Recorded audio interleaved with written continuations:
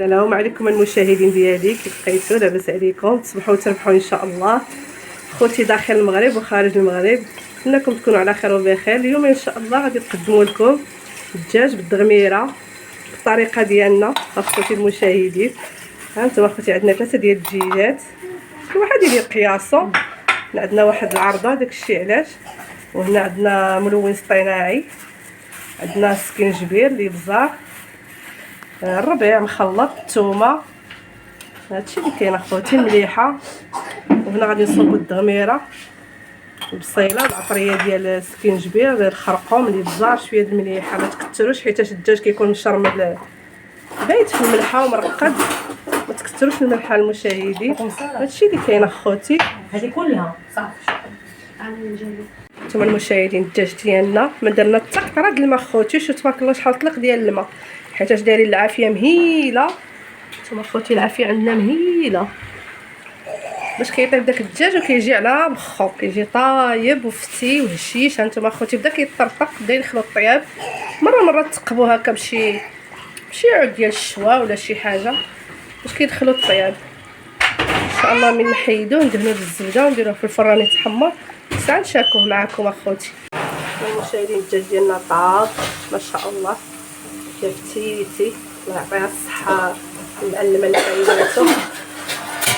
نتوما المريقه عاد نخليوها تلبى باش تطيب لنا التغميره. الله يعطيها الصحه لاله ماجده، هي اللي طيبت لنا هاد الدجاج ما شاء الله عليها، تبارك الله عندها مع هادشي ديال الطياب والدغامر تعرف الدغمر. هانتوما المشاهدين غنخليهم نتوما يتسقطوا مزيان، من بعد ان شاء الله غندهنوه بالزبيده في سمحوا لي المشاهدين، قلت لكم الثلاجه نديرو في الفران يطيب ان شاء الله. هادشي اللي كاين اخوتي، عندك يديك ما تخافيش. هانتوما المريقه واخا مازال ما تقلات، جايه زوينه ان شاء الله. من طيب التغميره نشاركوها مع خوتي. اللوز ديالنا هو المشاهدين كيتقلى، اللوز باش غادي نزوقو الصفه. دابا خوتي غندير 2 فيديوهات، ولكن غنحط فيديو ديال الصفه بوحدو، فيديو ديال الدجاج بوحديتو. هادشي اللي كاين المشاهدين. نتمنىكم تقبلوا علينا وتدعمونا، ديروا لنا شي كومونتير زوين بحالكم.